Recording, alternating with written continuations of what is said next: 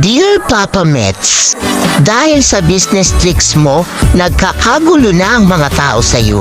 Yung iba assuming na naglalakad lang, vlogger na. Mag-Twitter lang ng itlog, content creator na. Ang daming naging dancer kahit puro kaliwa ang paa. Ang dami rin naging singer kahit sintonado ang boses. Pati ako naloko sa'yo, kung sana umabot sa punto na pati ang kan ko kahiya ako sa post kong kung ano-ano para lang mapansin mo. Yours truly, creator mo. Dear Papa Mets, dahil sa business tricks mo, nagkakagulo na ang mga tao sa'yo. Yung iba assuming na naglalakad lang, vlogger na. Mag-Twitter lang ng itlog, content creator na. Ang daming naging dancer kahit puro kaliwa ang paa.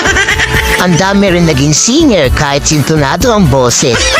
Pati ako naloko sa'yo, kung sana umabot sa punto na pati ang kan ko kahiya ako sa post kong kung ano-ano para lang mapansin mo.